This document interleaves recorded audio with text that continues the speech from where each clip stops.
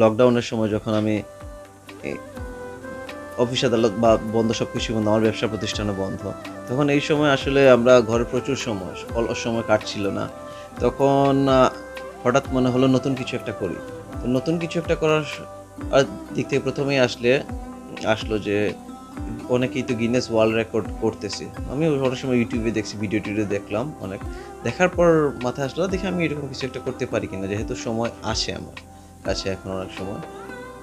তখন ওই দৃষ্টিকোণ থেকে আমি প্রথমে দেখলাম যে না, আমাকে এমন কিছু দিয়ে শুরু করতে হবে যেটা আমার আশেপাশে, যেটা আমি সহজেই পেয়ে যেতে পারি।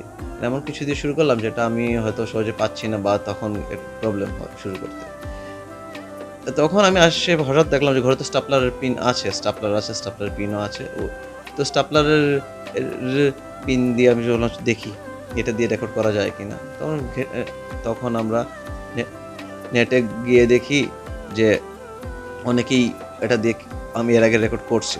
তার মানে আচ্ছা ঠিক আছে, দেখি আমিও পারি কিনা। তারপর ওই তখন শুরু করলাম আস্তে আস্তে ঘরের সময় আসে শুরু করলাম আস্তে আস্তে। তখন আমি যখন শুরু করি তখন এই স্টাপলারের পিনে কারেন্ট রেকর্ড ছিল 2150 ফিটের মতো। ওইটা ভারতের একজনের করা ছিল। তখন আমি জাস্ট বানাতে আমি বেশ কিছুদিন সময় লেগেছে। তারপর মানে প্রথমে আমি 3150 ফিটের মতো বানাই। 3150 ফিটের মতো বানিয়ে আমি তখন বললাম যে গিনেস ওয়ার্ল্ড রেকর্ডের ওয়েবসাইটে গিয়ে আমি তখন অ্যাপ্লিকেশনটা প্রথমে করি। ওরা অ্যাপ্লিকেশনটা অ্যাকসেপ্ট করতে মোটামুটি 3 মাসের মতো সময় নিছে। তো 3 মাসের মতো সময় নেওয়ার পর তারা বলছে যে আপনার এভিডেন্স বা যেটা বানিয়েছেন ওইটা এভিডেন্সগুলো সাবমিট করেন। বাট তখন ইমিডিয়েটলি ভারতের একজন ওই রেকর্ডটা ব্রেক করে ফেলে। ওটা উনি সম্ভবত 35 ফিটের মতো করে।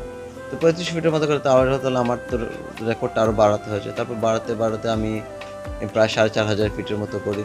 তখন ওইটা দেখা যায়, তারপর রেকর্ডটা আবার ব্রেক হয়। তারপর বাংলাদেশের ব্রাহ্মণবাড়ির একজন উনি মোটামুটি 5500 ফিটের মতো করেন। 5500 ফিটের মতো করার পর আমি তো তখন তো ওটা বাড়াতে প্রায় 6300 ফিটের মতো করি। 6300 ফিটের মতো করার পর আমরা তখন এইটাতে ওনাদের গিনেস ওয়ার্ল্ড রেকর্ডস অনেক গাইডলাইন্স আছে। তো অনেক গাইডলাইন্সগুলা ফলো করে ওরা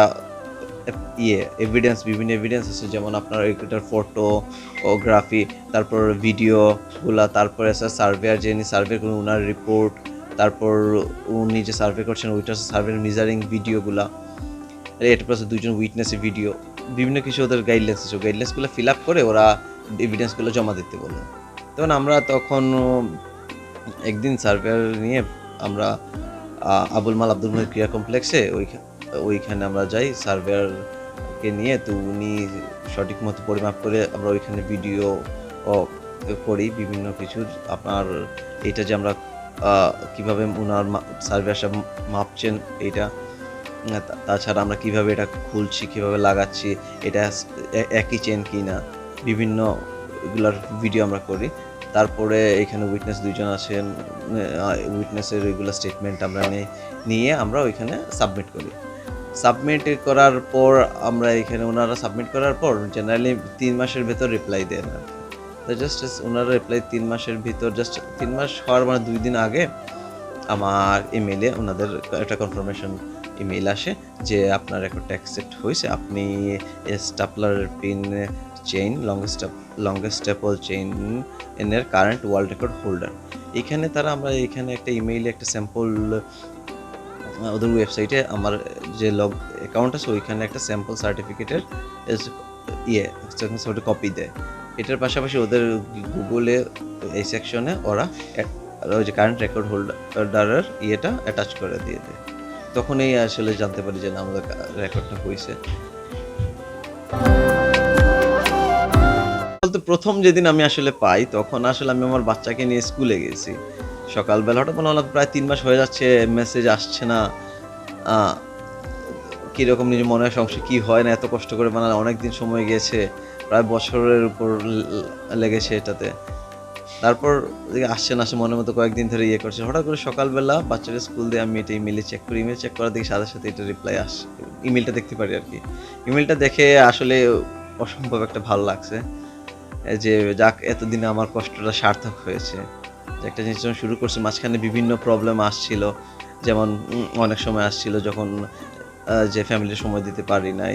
দেখা গেছে ১ম এ লকডাউন কিছুদিন ঠিক আছে ইজি ছিল। তো লকডাউনের যখন শিথিল হলো, যখন ব্যবসা প্রতিষ্ঠান খুললো, তখন দেখা যায় ব্যবসায় প্রতিষ্ঠানে গেলাম। আসার পরে দেখা যায় রাত্রে সামান্য সময়, অনেক সময় আসে বাচ্চাদের সময় দিতে পারি নাই বা ফ্যামিলিরা যে সময় দিতে পারি নাই, কাজটা করা লাগছে। আমার ফ্যামিলির মানুষ আমারে যথেষ্ট সাপোর্ট করছে। ওদের সাপোর্ট ছাড়া আসলে এটা সম্ভব ছিলই না। ওরা আমাকে যথেষ্ট ছাড় দিয়েছে। আমার বাচ্চারা আমার কাছে আসতে চাচ্ছিল, মানে ছোট, ছোট বাচ্চারা। তো তারপরেও ফ্যামিলির মেম্বাররা ওদেরকে বুঝাইছে। সব মিলায়া আমার ফ্যামিলি থেকে সাপোর্ট আমি যথেষ্ট পাইছি। সে কারণে আজকে আমি এটা সফল হতে পেরেছি।